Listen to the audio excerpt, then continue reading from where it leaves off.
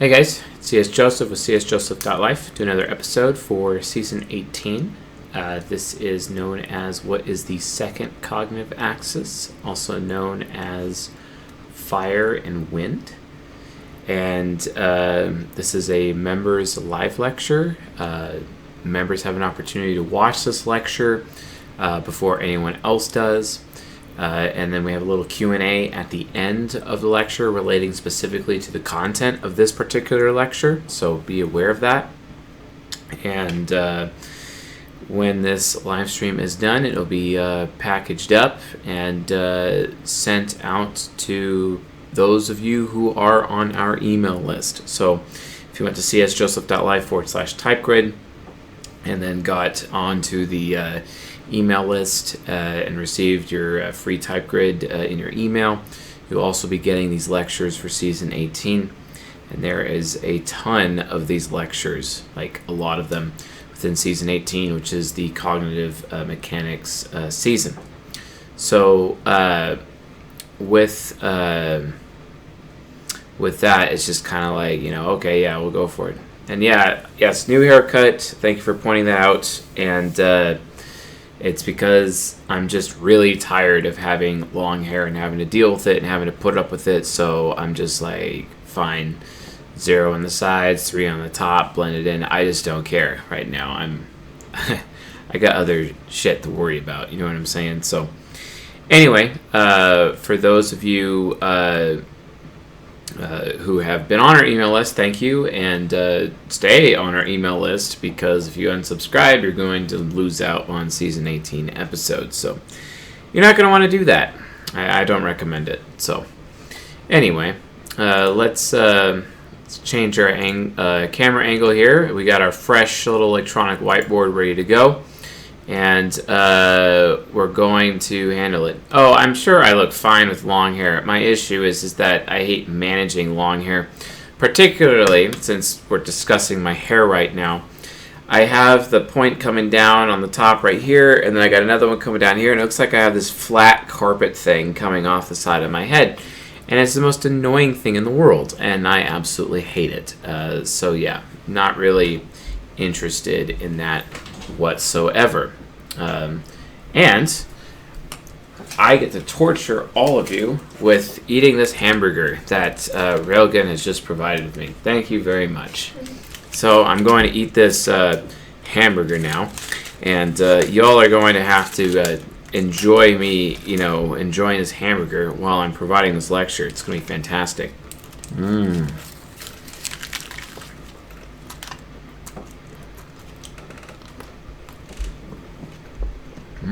Correction. It's a cheeseburger, grilled mushrooms. Oh, it's a cheeseburger. With grilled mushrooms and pickles. Yeah. Well, I mean, hey, trying to deliver a production here, but it's like, may as well eat dinner while we have it, right? Is it good? Mm-hmm. Is it good? Mm-hmm. Of course it's good. Railgun always makes the best burgers. I'm trying to encourage her to actually, consider doing some kind of restaurant or cooking show or something, because she has extremely good cooking skills. Amazing, actually. And I've had a lot of ESTP cooks in my life, but not really,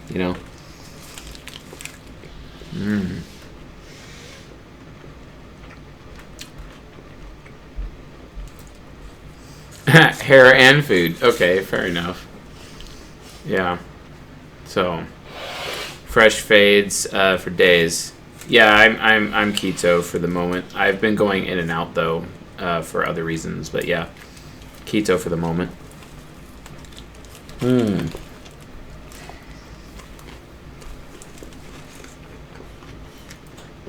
No, it's not vegan. Vegan burger. Apparently, there's Impossible Foods will give you cancer, so no thanks. Don't believe me? You can look up that blog on fixyourgut.com. So yeah, while I eat this burger, I'm going to write down the whiteboard. So It's a Wagyu beef burger. a Wagyu beef burger. All right. What is the second cognitive axis.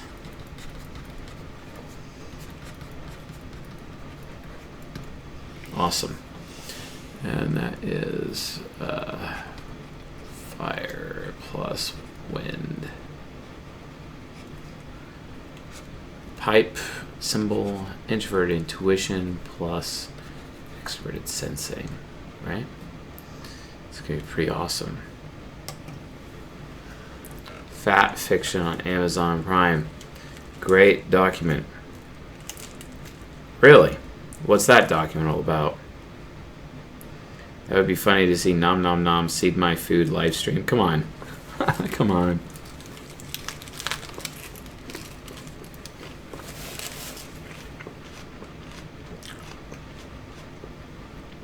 Some like water.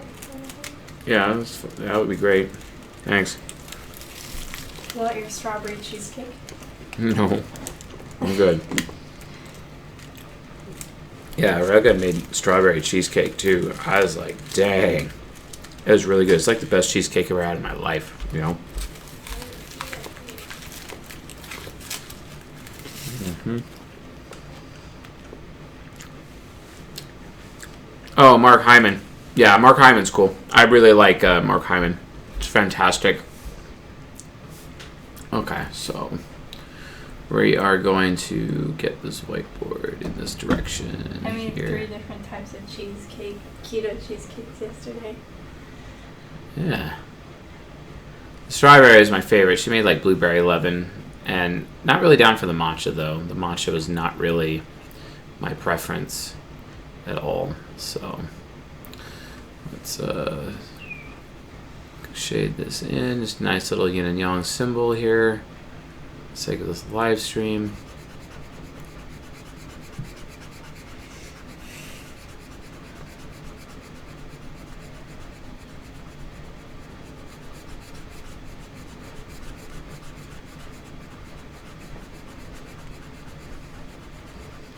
Probably gonna have people edit my burger out of this before I send it out. You're like, wow, did I really just, I obviously wanted to get this video so I could watch Chase eat a burger, That's all I need to do.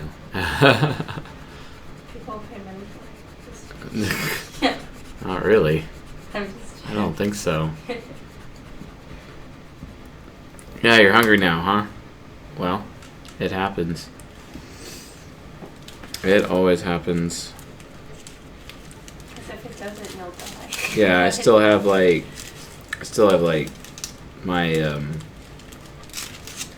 leftovers from my liver condition, so I have to so it causes me to burp all the time because of my liver issue, which is basically one of the valves or something doesn't open all the time with my liver, and it causes problems.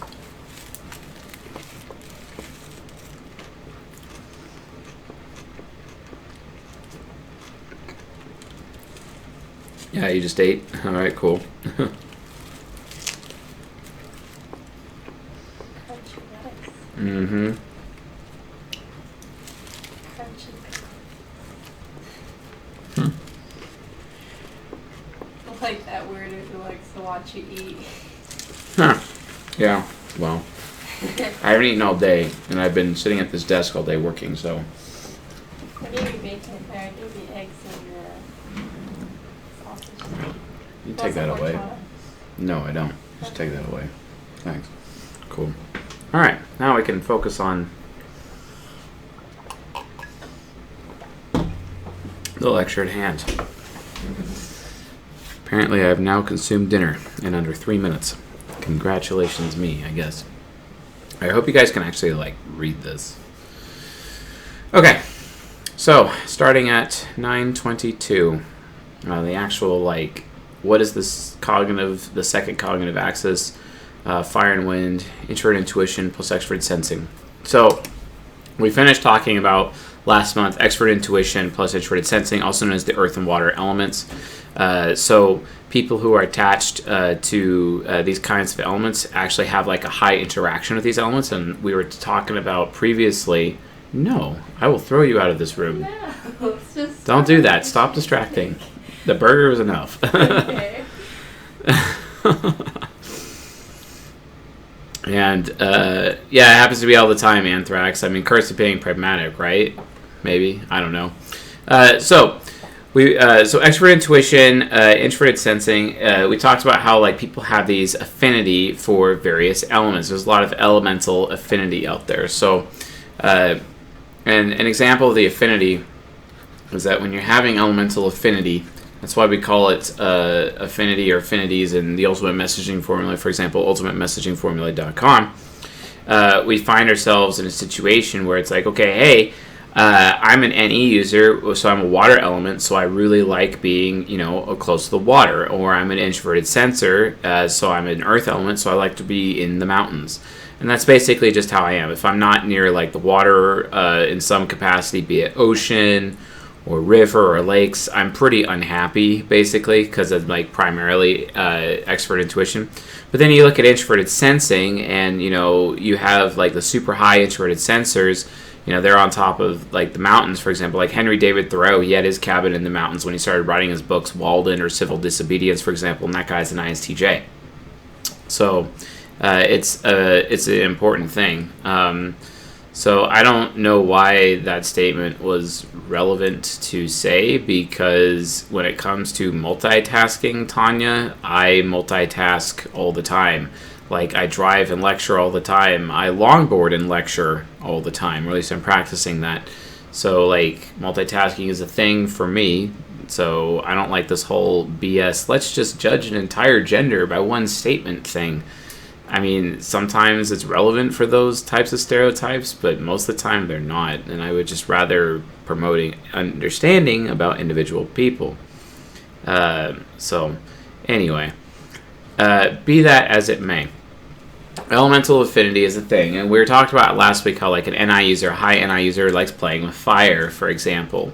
Or extroverted sensors, a lot of the high SE users, they really love the wind. Like, so they're SPs, they like skydiving, they like going on down the mountain, for example, going down the mountain in terms of like skiing or snowboarding, etc. And then are driving extremely fast with the windows down, etc. They love that wind element, right? So it's a thing. So anyway, the point is that you have these elemental affinities that are attached to cognitive functions, and if you find yourself even having a difficult time typing yourself, do you enjoy the water? Do you enjoy playing with fire? Do you like being in the mountains? Do you like going with the wind, etc., the speed of the wind? All of these kinds of things will give you indicators as to kind of what type you are, because a person's type, out of the 16 personality types, you have an elemental affinity that's attached to within terms of like the earth, etc., or any area of the elements of the earth. Between fire and wind and earth and water, you have a primary affinity, and then you have a secondary affinity. Me, I'm not really into like playing with fire, and I'm really not that into like skydiving or things like that. But I may force myself to do that from a self-discipline standpoint in order to further, cultivate my mountainous regions of my brain. So, like, my introverted sensing. But for the most part, it is important to remember people's elemental affinities when either typing them, or you typing yourself, or just you being happy with where you are in the environments within the world. So like NI users, also high NI users really like being near the equator. They really like being out in the sun consistently. Sometimes they get super mega depressed if they don't have sunshine. So NISE users, they really need to have access to the sun as often as they possibly can. And this is why if you were to move towards the equator, you'd find more NISE users, and if you were going to move away from the equator, you would find more SINE users, from a population standpoint. It's because a person's elemental affinities that they are attached to mentally kind of dictates where they live in the world, or where they want to live in the world, I guess. Not necessarily where they're born, but where it's going. So this gives you an opportunity to kind of see, where it goes. So yeah, now I'm happy I started late by eating that burger in front of you guys, because we had some more people just join at the last minute, I guess, and they didn't really miss very much. So that's pretty awesome. All right. So fire and wind. Obviously, we're gonna stick to looking at the introverted variant of fire and wind, and then the extroverted variant first. So what is fire and wind? Well, really, everyone's super used to Chase constantly talking about this thing known as willpower. And willpower, it's there's so many different ways of saying it, but it's like intent is one, or what I want, or what I desire as well. What I want, what I desire, what I can do. What I can do. Remember that choo-choo train? I think I can, I think I can, I think I can, I think I can. That's an NI user, right? Sheer willpower, right? Whereas that's not really a discipline thing. It's more of like, I should do this, I should do this, I should do this, I should do this. That's discipline. That's discipline. But I think I can, I think I can, I think I can, I think I can is introverted intuition, right? So there's a lot of differences in that area. But really, willpower is a form of desire. It really is all about what one desires. Now, the thing is that how do you create desire? Well, you create desire through shared experiences. You create desire through seeing what other people are doing. So observing others. Seeing what others are doing,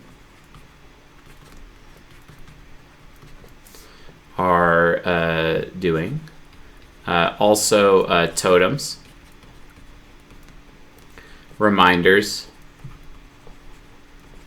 etc.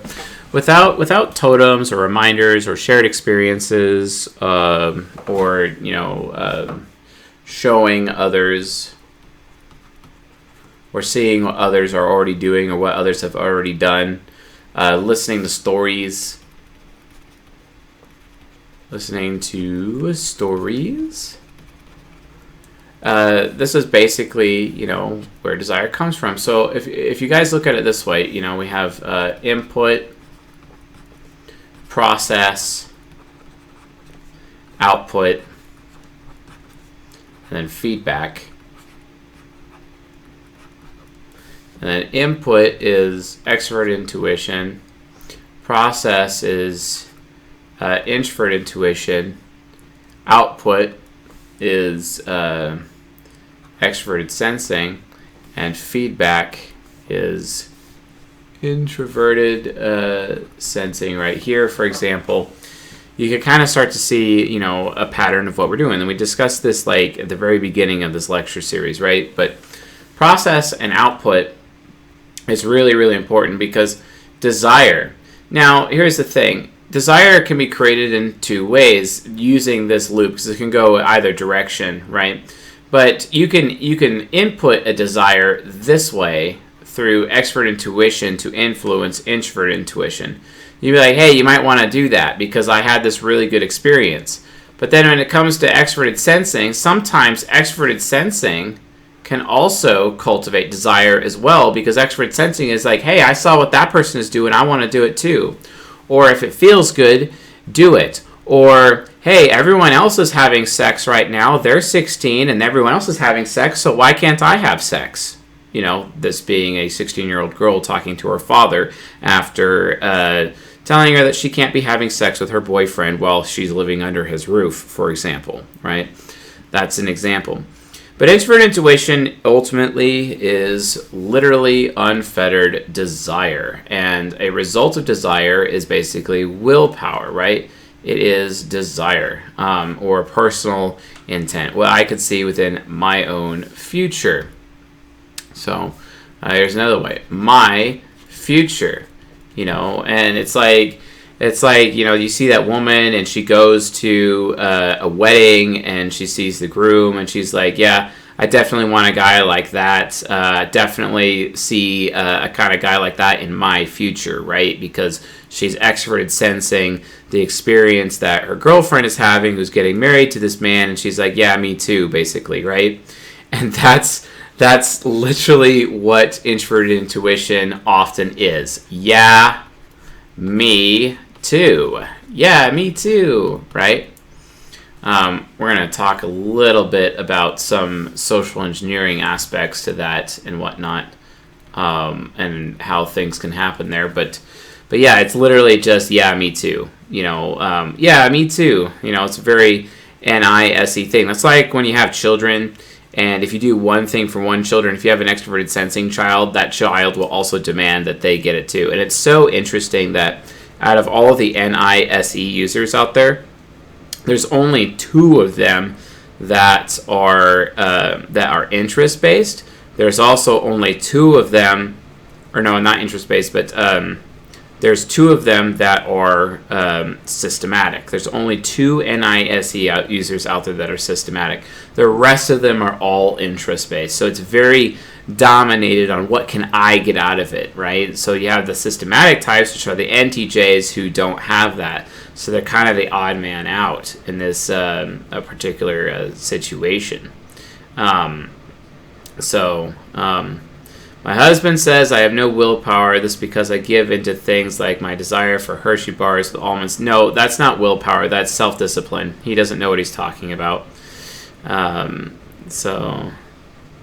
Yeah. All right.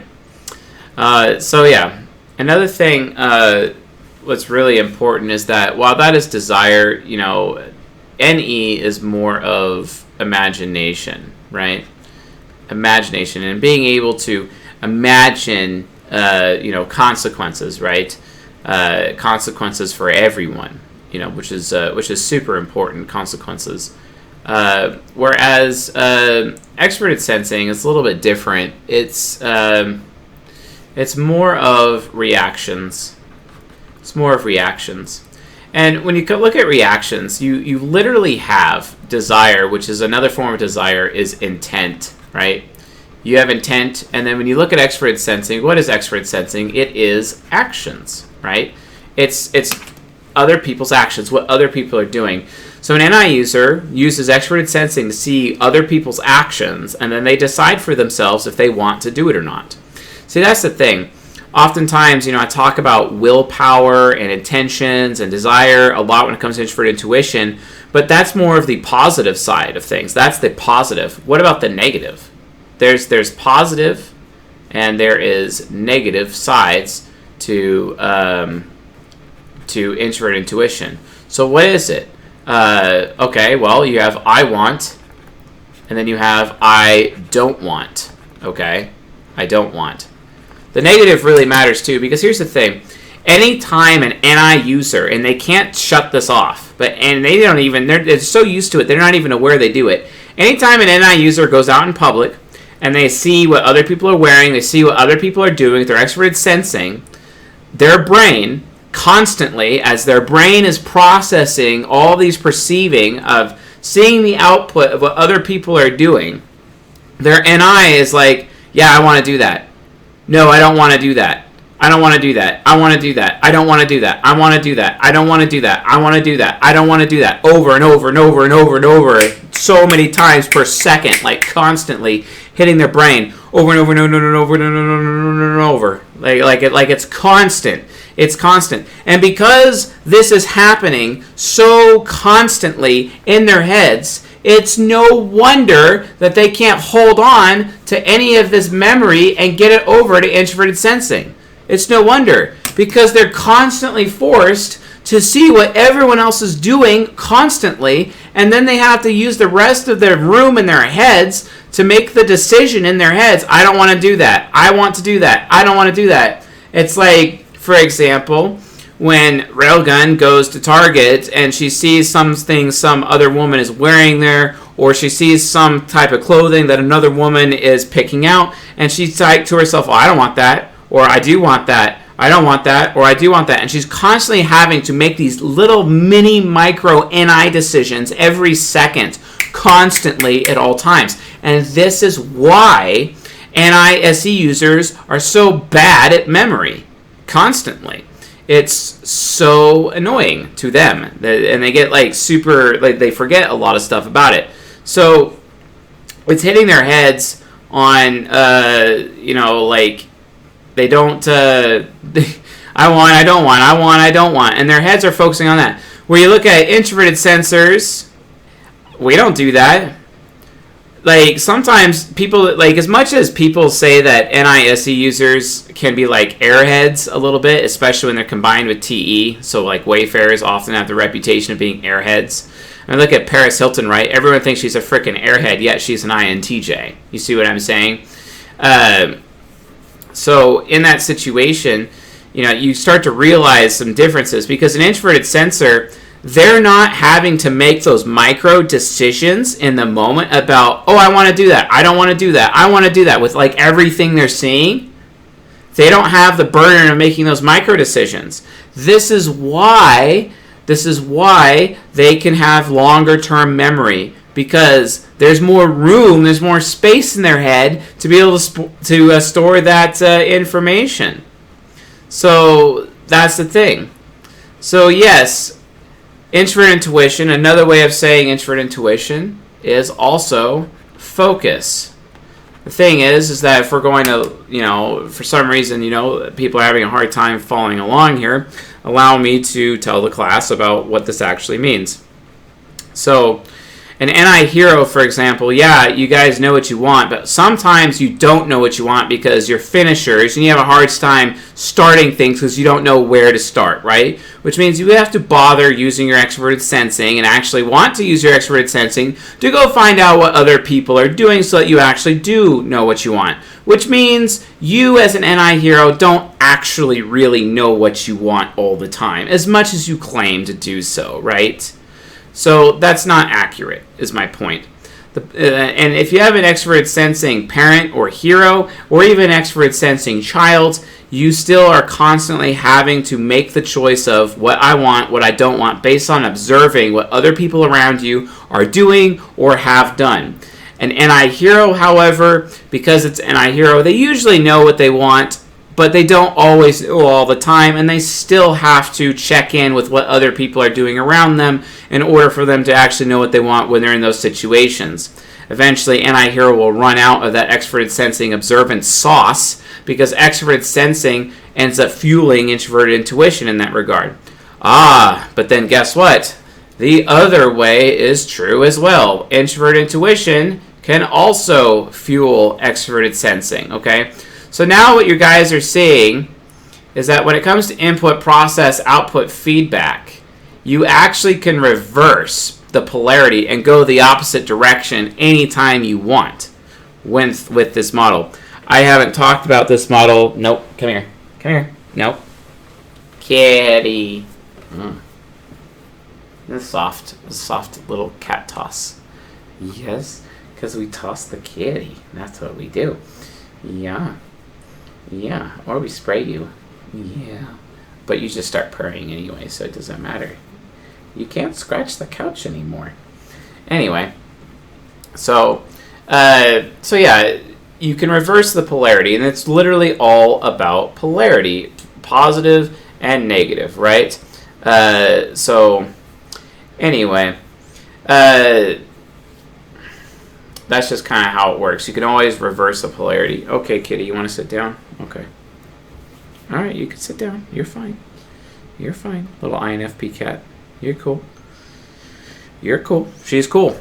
The cat's cool. All right. So, anyway. So, NE, NI, SE, SI, right? Actions, reactions. So, let's talk about how this turns into judgment just slightly, okay? So, extroverted sensors. All of them do this. It is the most annoying thing in the world. This is the one thing about SE users that I just absolutely cannot stand. It really pisses me off. So actions are one thing, and intentions, okay? Actions versus intention. And then let's look at something down here where we have cognitive projection, okay? So extroverted sensors, I don't care if you're anti-hero or not, I don't care if you're anti-parent, extroverted sensors all have this thing where, because they know it's something that they want, right, they expect other people to want the same thing in some way. This is why you have ISTPs with any trickster, or ESTPs with any demon, any critic, any nemesis, these little lower NEs, where they make a really painful assumption. This is so annoying. And this is one of the reasons why you have SI users getting with SI users in relationships, because those SI users are probably had to deal with some overbearing extroverted sensing people who were technically abusive to their introverted sensing in some capacity. And let's see how that manifests, right? You could see other people's actions through extroverted sensing. You could see other people's intentions through expert intuition. But they're low NE because they're SE users can't tell the difference. Which means to an extroverted sensor, technically, when it comes to action and intention, they literally treat it as the same thing. It's literally the same. It's so annoying. Yes, my cat is a liquid toss. She is a liquid cat, because she just takes the form of whatever, she needs to. Yep. So the cats are liquid, and my cat is definitely a liquid. So I wish I had a bowl that I could just throw her in and then show you the bowl. So, okay, she didn't want me to man-haul her like that anymore. All right, whatever. So actions and intentions. Okay, so when you look at an extroverted intuitive, however, an extroverted intuitive actually can separate intentions from action, because they understand that when they're taking an action with their introverted sensing, and SI inferior has a really hard time understanding this because they're not so concrete. SI child also has a hard time figuring this out because they have extroverted sensing trickster, but they're more likely to figure out because it's introverted sensing child, and that's an optimistic function in an optimistic slot. But in general, introverted sensors understand that actions and intentions are completely separate. And this is why an INFP gets so butthurt anytime they do something wrong and you're calling them out for their really horrible action that created this huge blow up of collateral damage because they're extroverted sensing trickster, and they get all pissed off at you, be like, well, that's not my intention. And then you get me and all the other Templar types telling them to their face, oh, okay, you are judged by your actions, not your intentions, right? Wait a minute, that sounds eerily similar to something controversial that Chase posted on his Facebook recently. Wait a minute, maybe that's what's going on. Oh, and by the way, folks, if you are my Facebook friends, just get ready for me to unfriend you pretty soon, because I'm going to be unfriending probably 3,000 people on my Facebook who don't even interact with any of my posts. If no one's interacting with my posts and not even hitting the like button or at least saying something, then I'm going to remove you from my Facebook, and then I'll invite new people to see if they actually will, and it'll just keep this regular churn. But if you hit the like button, or at least interact with some of my posts on Facebook, you get to stay, and it's all good, But anyway, outside of that, those INFPs, when they're accused in those particular moments, they're like, oh, that's not my intention. And then the extroverted sensor gets all pissed off at the INFP. Is like, well, that's the action. The results of your action created all this collateral damage. And you are an extroverted intuitive, which means you're aware of the consequences, right? So maybe you should be a little bit more wiser about the consequences of your actions and how it affects other people. Oh, wait, you struggle with that because the extroverted sensing trickster. So that's the NESI part. But still, an introverted sensor understands that there is a difference between action and intention. An extroverted sensor, though, it's really hard, especially with SPs. Now, Granted, NTJs are kind of an NFJs, so NJs not so much, but still in general, an extroverted sensor, which includes NJs and SPs, they really have a harder time, especially SPs, determining the difference between actions and intentions. It's because through cognitive projection, SPs especially, and sometimes NJs, but they still do it, they project that because it's something they want, that they expect other people to want it too. So they look in themselves and they see through their extrovert sensing someone else's action that they took, right? They someone else's action, okay? So they have this action that they see someone else did. And it's like, well, if I wanted to take that action, here's why I would have wanted to do that action, basically. So they're looking at, like, imagine an ISTP or an ESTP analyzing something somebody did that they didn't like. They didn't like what someone did. And they're like, well, if I did that action, the reason I would have done that action is because I would have wanted to do it. I would have wanted to do that action because of XYZ reasons. So what happens is that the SE user projects those reasons onto that person. Because the only reasons for why, see, that's because extrovert sensors don't understand the why, right? Whereas extrovert intuitives understand the why. So they project the why from themselves onto the other person, right?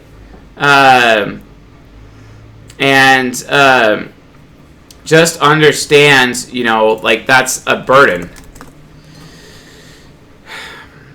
It's really, really annoying. So yeah, they project the why. So let's imagine, let's imagine, so Boot, she's an ISTP, right? She's here in the crowd with us tonight. Let's use a classroom example here. Let's say Boot sees somebody else in the community posting something absolutely dumb on the Facebook, right? And then she notices that they do it, and then she goes and TI heroes that person in a private message, criticizing them for posting that on Facebook, and potentially making the assumption that the reason why that person did that, because the only thing she can imagine is why she herself would have made that post. She's literally putting herself in the shoes of that person, but she's cognitively projecting her own introvert intuition, assuming that her NI and whatever reasons for why that person would want to make that Facebook post are the same. This is why extroverted sensors mix actions with intentions. It's really annoying. Oftentimes, I have SPs and NJs. Oh my gosh, it happened. I was talking to an INTJ last night, an INTJ girl who was emailing me a bunch, and she jumped to conclusions about my intentions, about why I was saying some of the things. And then she got super mega butthurt at me, telling me that, that I was misogynist or chauvinist or, anti-feminist person, and just, going off the, you hate women, how dare you say that about me, blah, blah, blah. And I'm like, look, at no point during my discussion with you did I even offer a value judgment towards you. I never said you're a good or bad person. I never questioned your value. But you're assuming that I questioned your value because if it was you saying what I was saying, then you would have questioned my value because that's what you would have wanted to do in that situation, okay? It's annoying. I hate this about NI users. I hate it every time. They always put action and intention and literally think it's the same thing. It's not the same thing. This is one of the biggest limitations NI users have. They are completely separate. Now, granted, I will agree with the SE users that when compared to the INFP whining about, well, these bad consequences to my actions were not my intent, right? versus, oh, people are judged by their actions and should be only judged by their behaviors and their actions, not their words, not their intentions, none of that, right? I actually agree with the SE users because it's all the SE users have. Because the SE users have a hard time differentiating between action and intention, right? It's lame, you know. So it's a thing. Tanya, no. Multiple times in live streams and various discussions, you personally have done this to me multiple occasions. So like you're not off the hook here. No. So oftentimes NI users project how they would have wanted to do an action on other people in an effort to understand other people, and ISTPs have the hardest time doing it, and so do ISFPs because they have expert intuition trickster. At least INTJs and INFJs with expert intuition nemesis can somewhat try to come up with the intention behind it, so they're not at risk as much of doing this form of projection of mixing actions and intention at the same time. ENJs with their NE critic, oftentimes, they still do it, but they do it the least because they have NI parent, so they have to see people being responsible with their intentions from their expert intuition critic lens, so they do it the least out of all the extroverted sensors. They do it the least. So keep it, keep it there, So, I'm not going to give an example because I've given you plenty of attention already during this lecture, and I need to move on. So, but that's okay. Everyone else present knows what I'm saying is true, right? Anyway, with that being said, it's really, really important to understand how introverted intuition works in this direction. So let's zoom out here and let's kind of diagram extrovert intuition a little bit in a different way. Okay. Let's do that here. So you have it's kind of like a cone, I guess, is kind of how I would say it. So you have a circle here, and this is like extroverted. So this is extroverted sensing, right? And then you have extroverted sensing. Let's draw a person. Right here. Here's an NI user. We have an NI user right here. It's boot, because we're making fun of boot this evening, I guess. And so you got boot. You got NI child. We got NI child right here.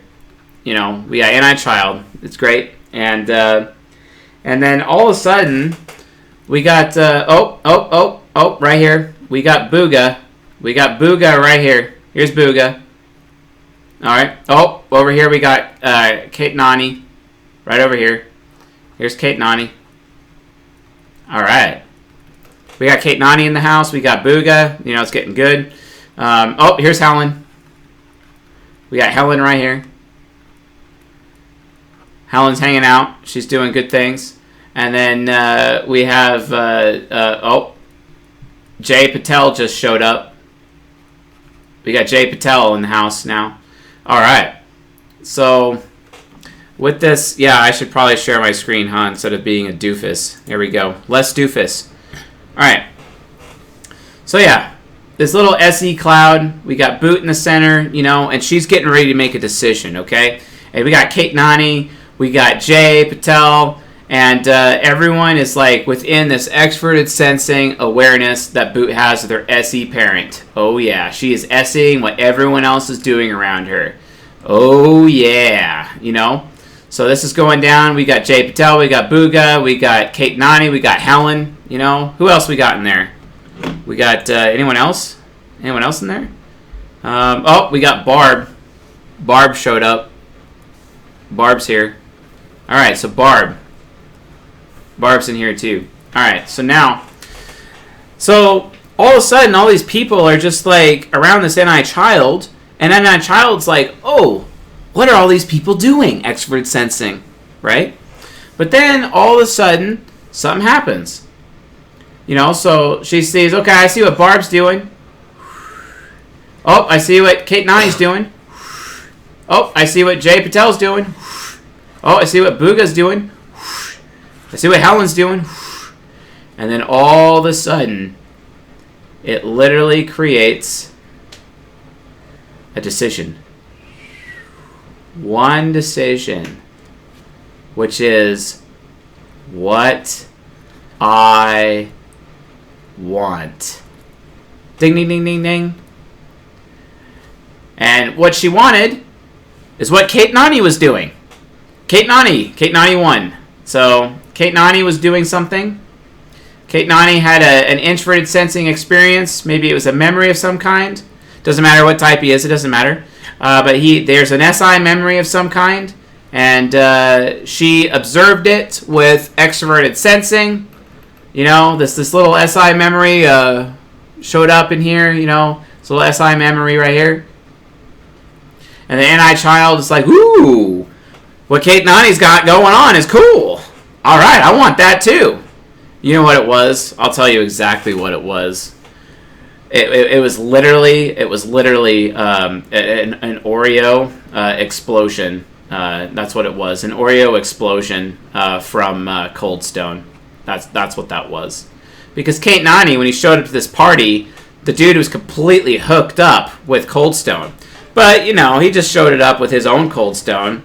And then NI Child's like, oh, wow, I see that with SE Parent. I want that. Instantly gets in the car and drives to Cold Stone. And then, boom, Oreo explosion. Except this time, with this Oreo explosion of what I want, it's like, yeah, Oreo explosion's cool. But, you know what? I really, really want to add in some caramel syrup to that. So it's like a little tiny, like SI Parent comes in there and just adding in a little thing. You know what I'm saying? So yeah, that's just kind of where it goes down. You know what I'm saying? So this is literally how extroverted sensing and introverted intuition actually works. Okay, you have an extroverted sensor coming in. People are there. They see what other people are doing with their extroverted sensing radar. Oh, that's cool. I want to do that. And then they make that decision. And, it really literally makes that sound in their head. I'm just saying. No, I'm just kidding. So, that's all right. So, yeah. So what will happen when I started dancing on the table at that block party? Oh my gosh. I didn't see anybody else do it. I just come up with these random. Everyone else was partying and you just had to kind of one up the game. And that's the thing, introverted intuition also really likes to one up. And this is also one of the reasons why extroverted sensing is very competitive. SE users are very, very competitive, especially among women. Oftentimes women have, for example, there could be an INTJ girl at a Starbucks, for example, and she ends up shaming a certain girl because that other girl is kind of competing with her to get the attention of the hot guy that's working at Starbucks with them at the same time. And they have that elimination of competition through extroverted sensing, etc., because they try to get that extroverted sensing, performance at the same time. The one-upping and the Oreo explosion with caramel syrup because Kate Nani showed up with the hookup. He had it all figured out. So that's just kind of how it goes. Now, seeing what other people are doing, then they know what they want to do. That's only just one way of doing it, however. There is a different way of looking at it. All right, so now we're going to take Tanya and stick her over here. All right, so here's Tanya. Here she is. Okay. We got Tanya. All right. Going all INTJ mode. Right. Okay. And it's all right. And now we have, now we're going to be putting in some other people. All right. So we got Jay. We got JP right here. He's right here. He's good. We got Jay. And then we got Anthrax, which is kind of interesting. We got Anthrax in the house over here, just hanging out. In fact, they're playing poker right now. It's kind of interesting. They're in the casino. I don't know why they're in the casino, but they're in the casino. So yeah, they're playing poker. Like there's like literally cards being played right now. We got some cards going on here. Anthrax has an amazing hand, but Jay's still, he's got an amazing hand. Jay's trying to get a full house. It's just not really. He's really trying for that full house right now. It's a thing. And then we got Gail showed up, but what they don't. Gail's the dealer. Wow, that was kind of interesting. So Gail's the dealer now, apparently, at this poker game. And there's this poker game happening, and it's pretty cool. So we're going to put this little table, little poker table right here, where all three of these people are. And we got this poker table. And randomly, out of nowhere, this guy named Negrano shows up as well. And I spelled his name wrong, but I don't care. And this guy is like some dope INTP poker champion. He also showed up to play poker with these guys. So things are happening. So Tanya shows up, and then she's like, okay, here's what I want to do. I want to join the game, right? Because I'm going to win. And then she makes that decision. And then it creates an SE storm with all of them, right? And it creates an SE storm. And then they all get an experience. So let's do that here. This is the other way around. Introverted intuition, extroverted sensing, right? And it's literally what she wants to impart upon other people. She wants to give them an experience in that moment, right? This is the other way around. This is the reverse side, basically. So, and I, also known as what Tanya wants. Alright, so obviously she's made it very clear that she doesn't play this crap. So, guess what she obviously wants to do? She's literally going to give all these people an experience by flipping the table. That's literally what's going to happen. And boom, she just ruined their entire poker game. She flipped the table. Done. Alright? So, what Tanya wants, and I'm going to flip the table, and I'm going to give those people an experience. Boom. There you go. So, there it is. This is literally how introverted intuition and extroverted sensing actually works. Okay? Yeah, he has any parent. He's an INTP. Yes, Daniel Negreanu. Yes, I spelled his name wrong, but whatever. I don't care. I should have. Yeah, let's see. Yeah. Anyway.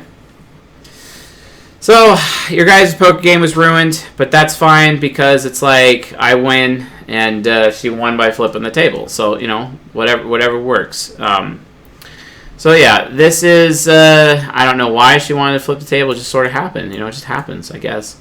So yeah, boot, she saw what everyone else is doing. She saw that Kate Nani had Cold Stone. She went and got herself some Cold Stone. Okay? Tanya's just really pissed off. Apparently one of these people at the table she really, really doesn't like. It's probably Daniel Negreanu's fault, let's be honest. It's probably his fault.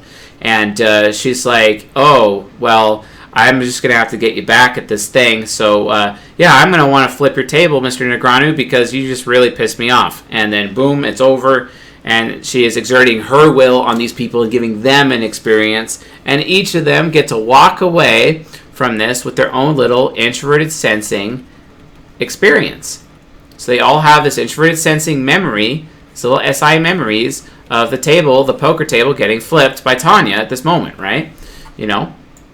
Whereas there's pre-awareness of introverted sensing memories attached to all these people in Boot's vicinity at this party that they're at, because there's literally a party, and Kate Nani showed up with Cold Stone.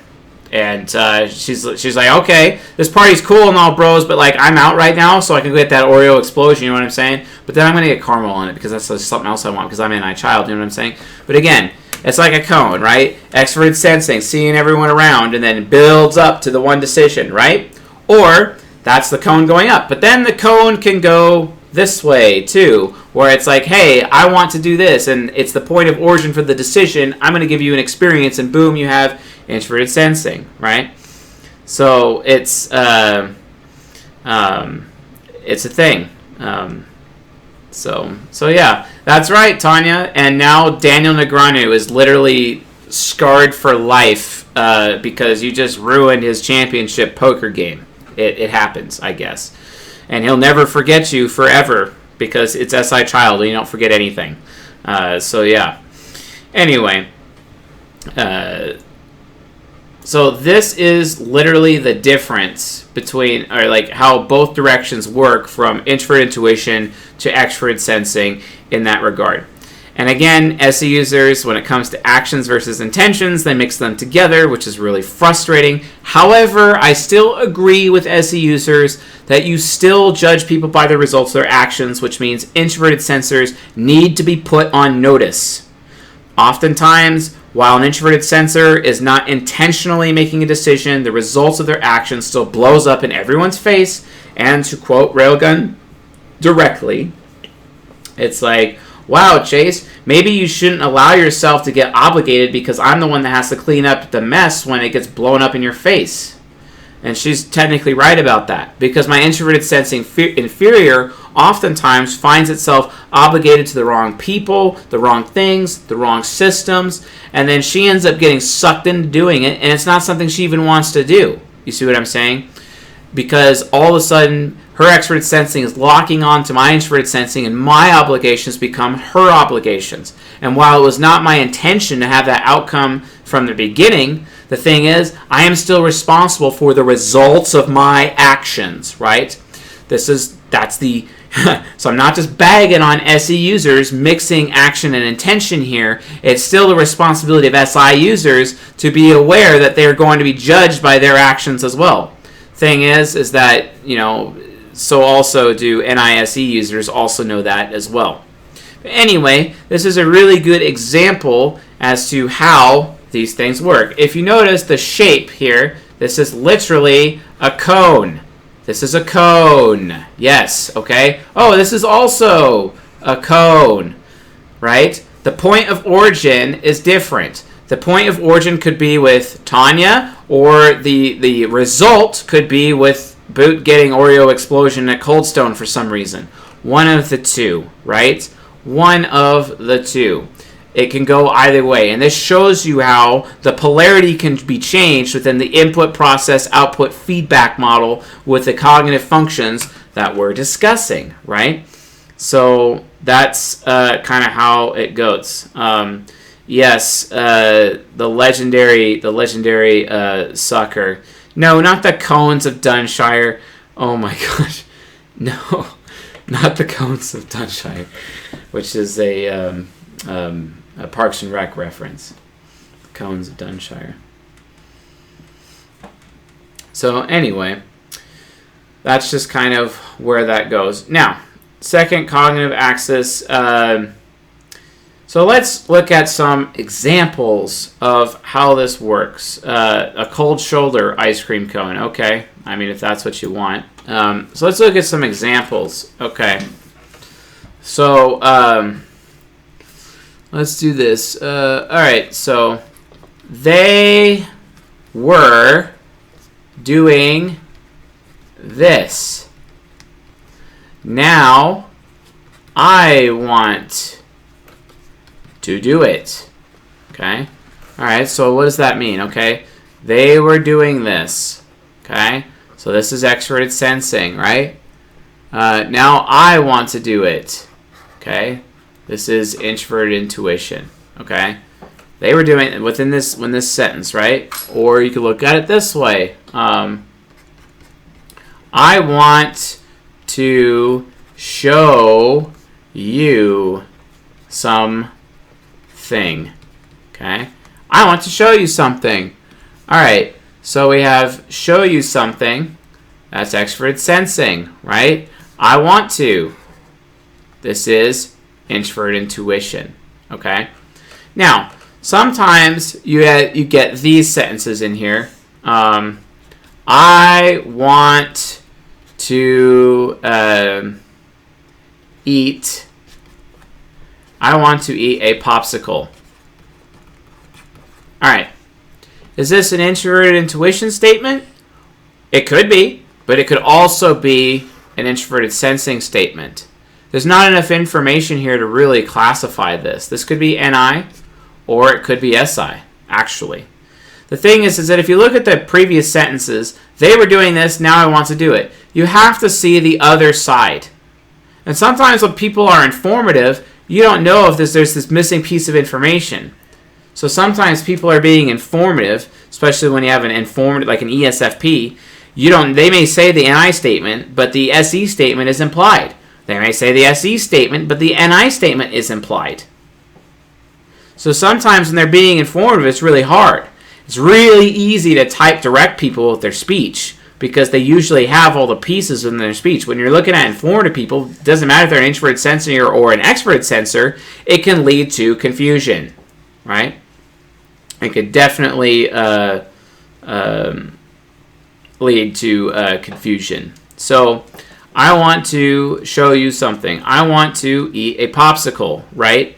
Since it's a popsicle, it could be an introverted sensing statement. However, if we say, instead of I want to eat, let's imagine we cut this out and it becomes that popsicle. Okay? At that moment, guess what? This becomes an SE statement. And then this becomes an NI statement, right? You guys tracking with this? If you have time, can you give a visual example of the difference between focus and attention in introverted sensing? I did that on the last episode already. That's the little wheel example that I did. I already provided that visual example on the last lecture. You can review the last lecture with an initiate membership, I believe. It lets you look at the old season 18 episodes, and you can review it again if you still don't have the link. Okay?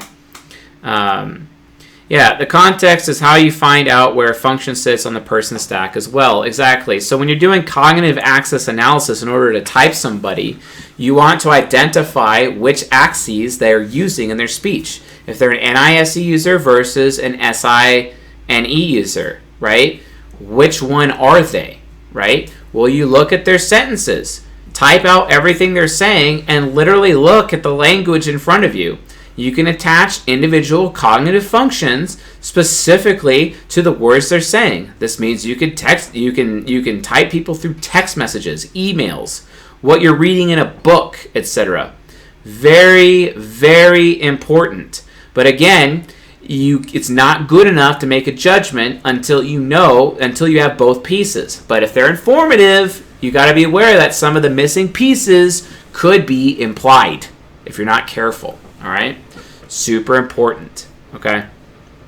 So, anyway, that's awesome. It works. It's happy. It's a thing. So, now begins our question and answer part of the lecture for what is the second cognitive axis, also known as fire and wind, NI versus SE.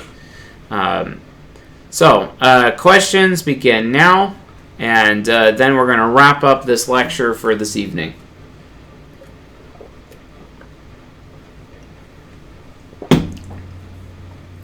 Go ahead.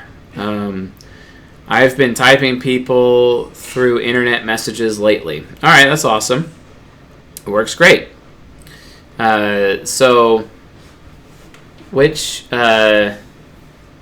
Okay. Can you please print out a few sentences that correlates to functions and axes? Yes. In fact, I kind of already have at the ultimate messaging formula to a point if you pay attention to what I'm saying here versus what's in the UMF. In a future version of the UMF, I think we're going to provide some additional resources. UMF 2.0 is actually second edition is actually being planned right now and will be released soon with additional things. Next question, please. Next question, please.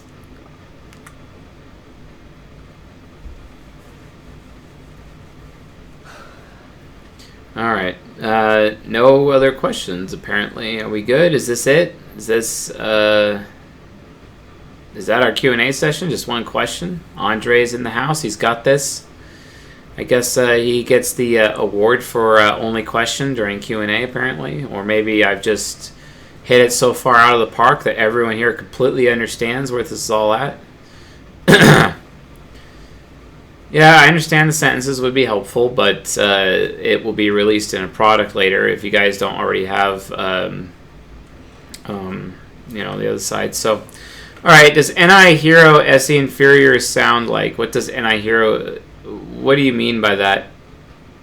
A quick question: what happened if Tanya used her NI and TE to figure out what she did was irresponsible?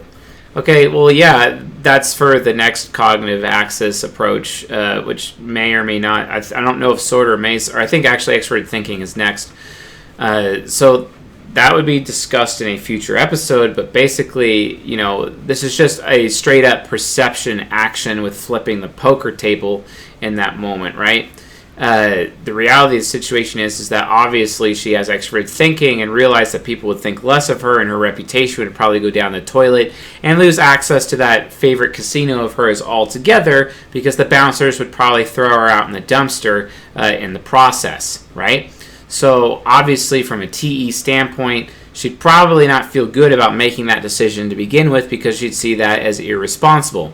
However, we're not discussing extroverted thinking here. We're discussing introverted intuition and extroverted sensing. Okay? Next question. Do ESTJs really don't know what they want with NI Trickster? Yes, they really don't know what they want. They could see what other people are doing slightly with their SE critic, but that doesn't mean that's going to cause them to desire to do what other people to do. It's almost as if it's like completely cut off. Jay Patel asks, is there any relevance of quantum mechanics with this axis like in the last video with NESI? Absolutely. If you can observe a probability, you are more likely to make it come true. If it comes true, it enters into the past. So the reverse cone, using the poker table example over here, actually would denote an example of that, right? So yes, the answer is yes. There is definitely relevance with quantum mechanics, for sure. Hi. Smiles. I was just laughing because ESTJs, I was thinking about my friend Fatima. Say it louder. I was thinking about my ESTJ friend Fatima. She really doesn't ever know what she wants, and that's why I always invite myself to her place. Yeah, you invite yourself to her house. Yeah, we always just do whatever I want, and she's cool with it because she has NI Trickster. She likes it. Gosh, what's it like to be an SP with SJs that just go along with whatever you want? I get them That's into pretty a cool. lot of trouble. Yeah. Yeah, like taking a neighbor's cat for a ride and then returning the cat later at an undisclosed location and time. I know, right? Like having an ISTJ brother, my parents were like, just tell her no. Stop doing what she Morel, stay away from your brother. You're just getting him in trouble. Good times. Good times. All right. So, emailed Anthrax. How does NI Hero differ from NI Parent, NI Child, and NI Inferior? And same for SE. This is covered extensively in Season 16. Watch it on the YouTube channel.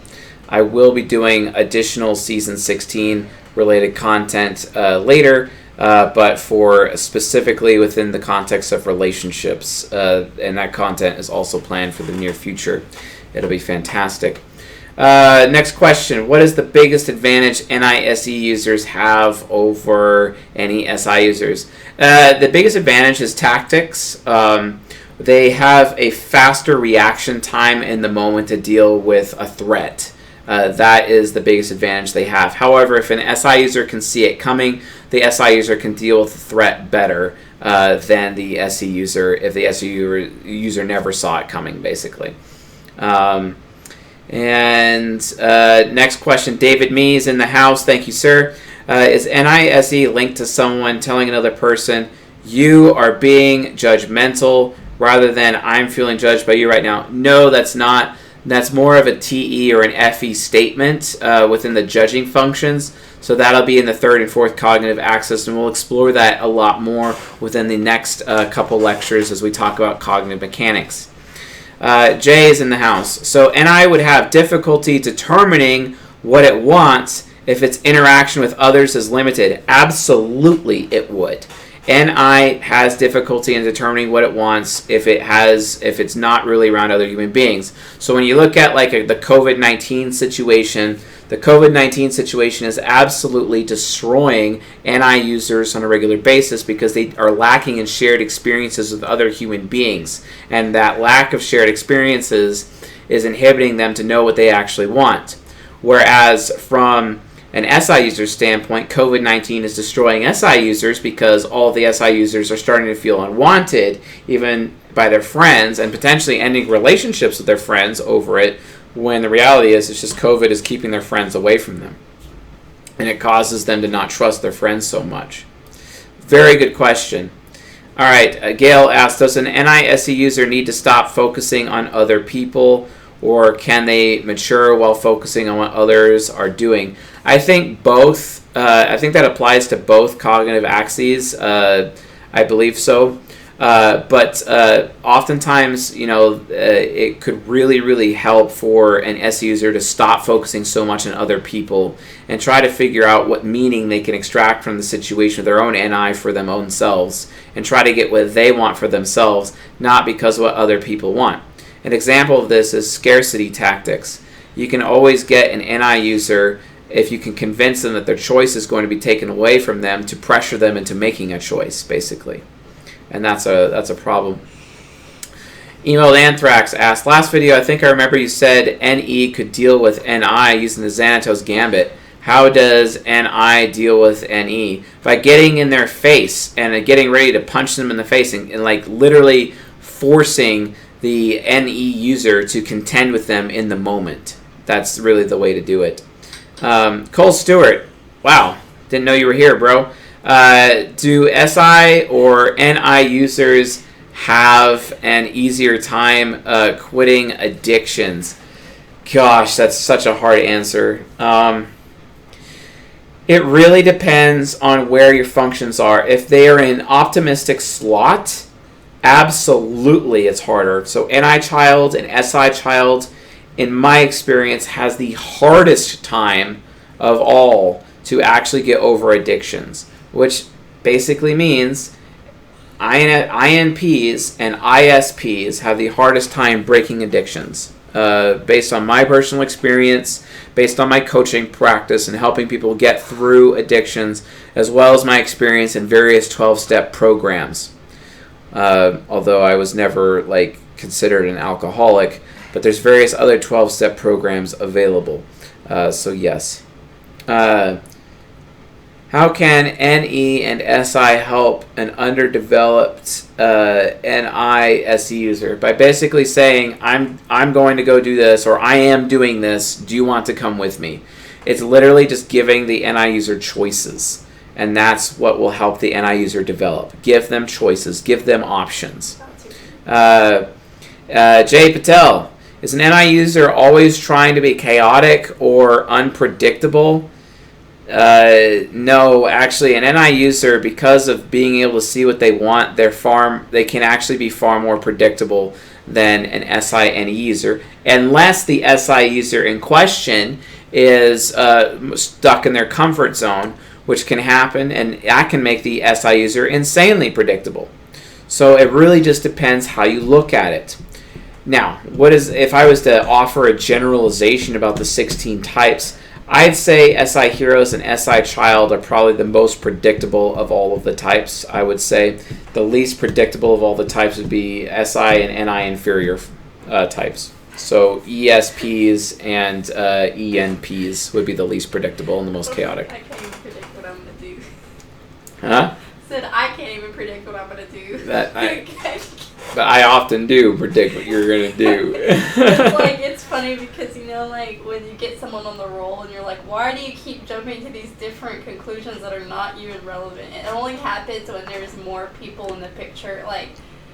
There has to be more, people doing, I have to have a lot of people in front of me for me to become really unpredictable because I see one thing and I kind of you know, like you're saying, like when you observe things. But like since I'm SE Hero, the more people I see, the more crazy my wants become.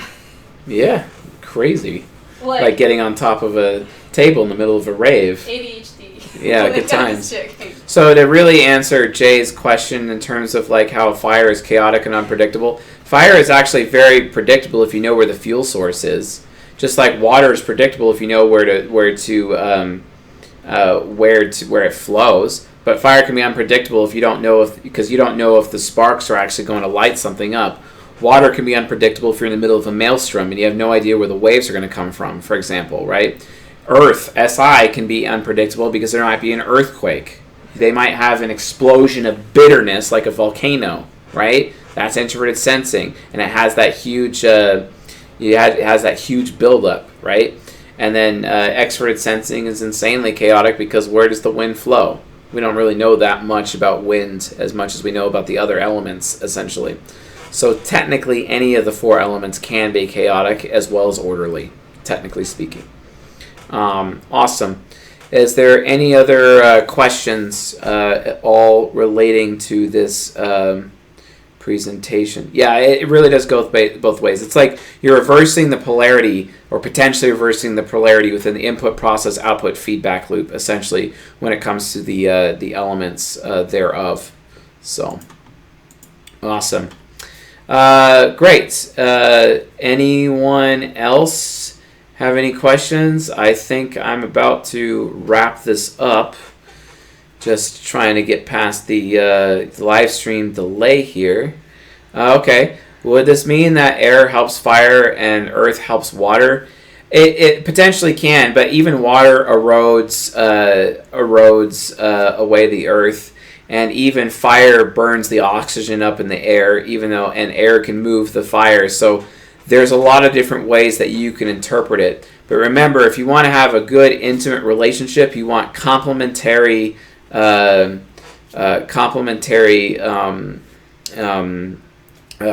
functions. Versus if you're not and you're kind of like the same functions, you want something that's more equal. You want to kind of go for like an equality point of view, an egalitarian point of view, etc.